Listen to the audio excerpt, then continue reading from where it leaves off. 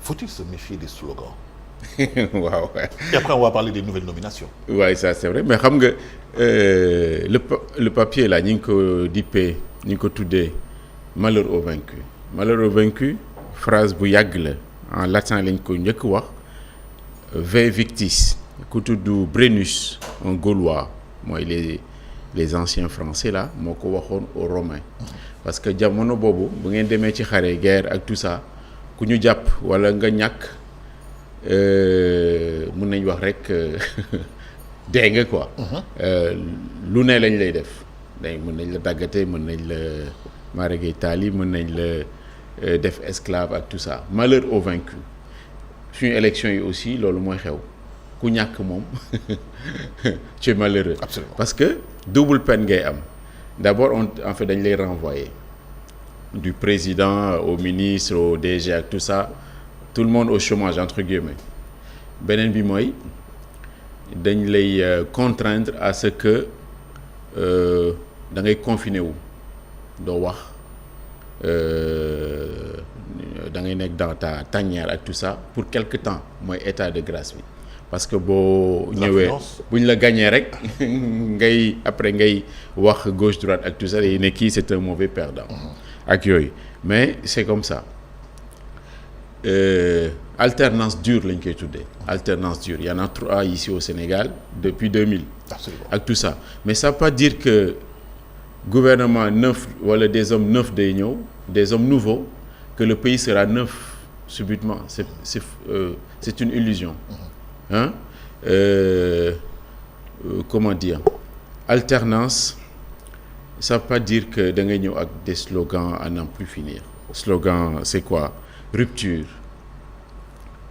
appel à candidature audit bon etc. Sur la rupture c'est quoi sur les nominations ak tout ça mais appel à candidature pour man c'est nu mu tudd imprudence la. Personne ne de toute façon. Imprudence non seulement les procédures dafay gudd parce qu'il faut des textes ay décrets et cetera c'est coûteux ak tout ça et puis xamuloo kan ngay nommer aussi appel à candidature il peut être le meilleur comme il peut être ton adversaire ak tout ça nga jox ko affaire yi et dans ce cas ñi àndaloon ak yow qui s'étaient engagés qui ont fait la prison les sacrifices ak tout ça mën nañ la taxer d'ingratitude ñi àndaloon yow bu fekkee ils ont les compétences il faut les nommer il y a pas de problème hein parce que le pouvoir ça sert à ça. Oui, absolument. Il faut gouverner. Totalement d'accord. Il faut gouverner avec les gens ñi nga xam ne. wóolu nga leen. Ouais, c'est ça. Bah oui. Il y a la confiance, la confiance tout ça. Donc réinventer la roue c'est pas possible. La vie chère tout ça là. Il y a pas de baguette magique. Moi je l'ai dit ici 1000 fois tout ça. En 1950 le mouton de Tabaski là ça coûtait 5000 francs.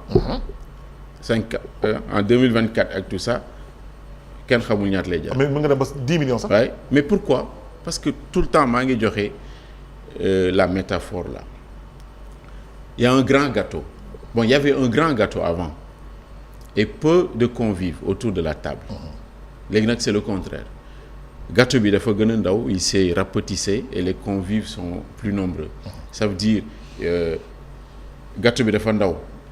C'est la rareté partout dans le monde partout la vie est chère ak tout ça et la démographie explose hein et ou sinon vitalité démographique ak tout ça c'est compliqué il y a pas de baguette magique ci lan nga mën a agir le pouvoir d'achat il faut distribuer du pouvoir d'achat mooy lan mooy nit ñi am xëy ak tout ça travail décent des salaires ak tout ça ak le train de vie de l'État wàññi affaires yi lutter contre la gabegie maanaam yàq xaalis bi et cetera ce sont ci loolu nga mën a agir mais pas ñëw ne baguette magique on va diminuer le pain alors que c'est déjà subventionné dans les normes la baguette là ça devait coûter 300 francs actuellement. Absolument.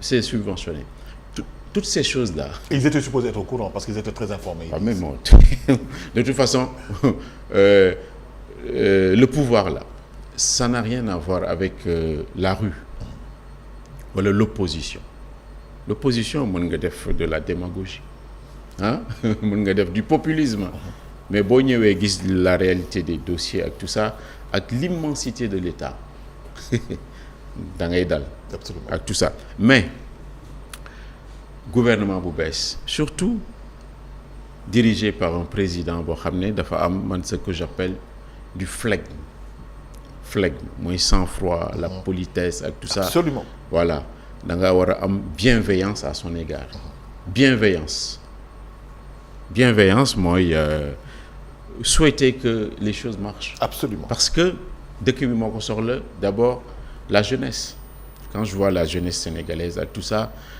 qu'on a transformé en transporteur de Jakarta ak tout ça c'est honteux et c'est l'échec de l'ancien régime ak tout ça. Mais c'est le mal. Au moins, ça leur apporte au moins de l'argent. Ils ouais, sont pas dans la délinquance. Ils sont pas dans la délinquance. Ouais, mais bon, c'est vrai. C'est une fausse solution. Absolument, tout ça. mais bien sûr. Les jeunes, ils doivent être des écrivains, avec tout ça.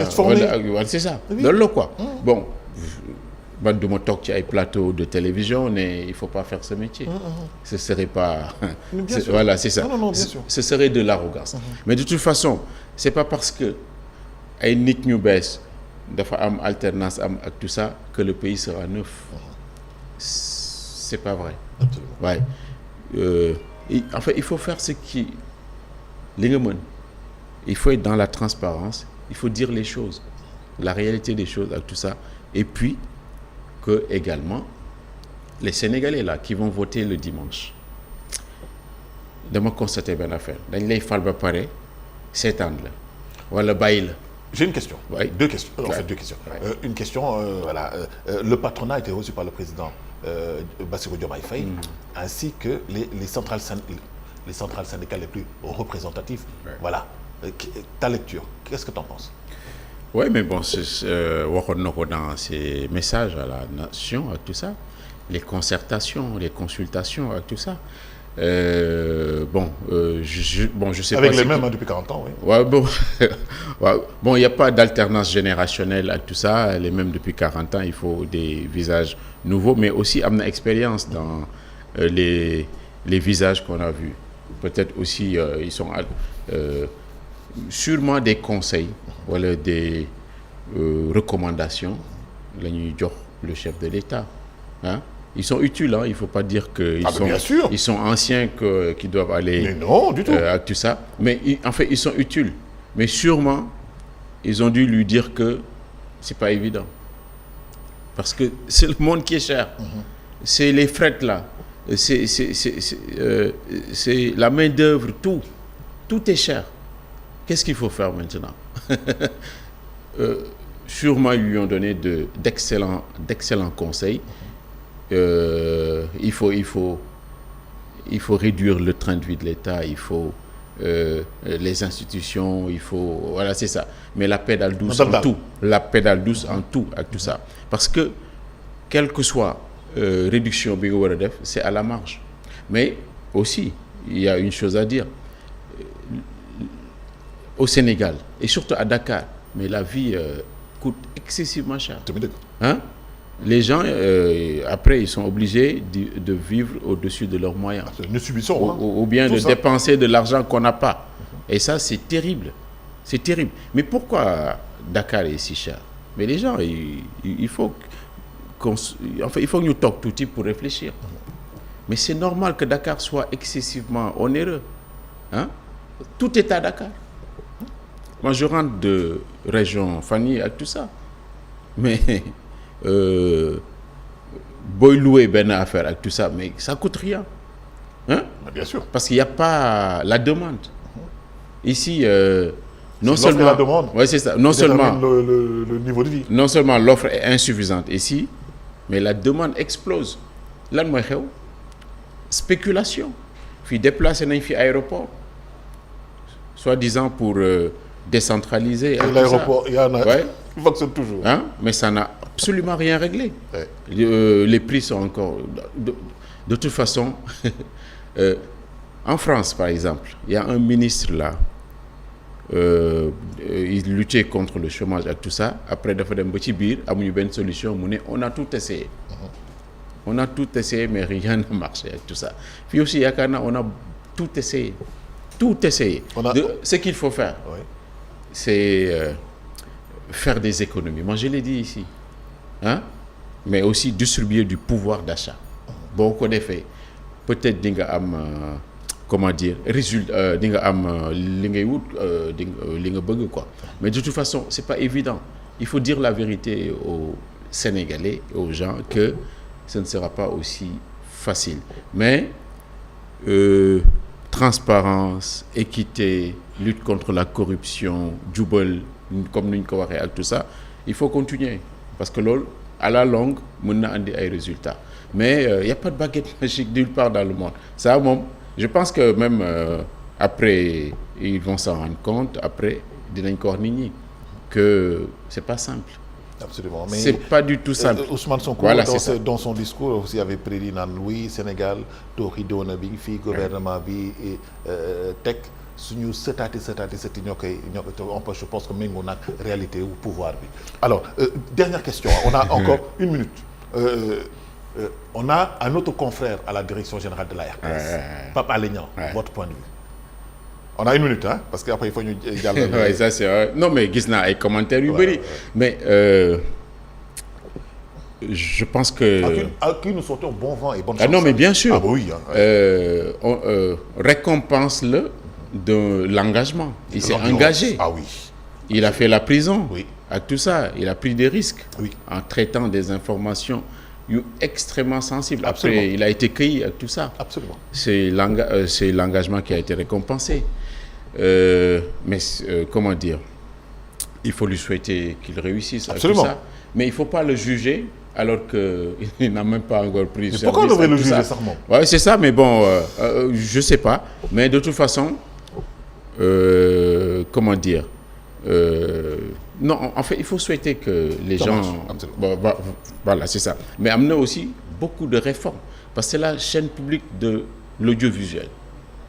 Hein? La chaîne publique de l'audiovisuel war na dépasser ak tout ça dafa mel ni le parti unique. La propagande. Oui, la propagande ak tout ça. En tout cas, il y a un vaste chantier avec tout ça. Et puis, éclairé sur... il y a un immeuble R+10 qui a été fait là-bas. La transparence là. Oh. En fait, un audit sera fait, c'est clair. Loolu moom c'est la condition sine qua non pour qu'il puisse gérer la RTS. Alors Pape Madiakhaté. Mais on lui souhaite bon vent quand même. Non, bonne chance, on lui souhaite bonne chance parce que voilà dafa yor loo xam ne dañ ko dégg lu quand même lu diis quand même RTS c'est pas n'importe quoi. Oui.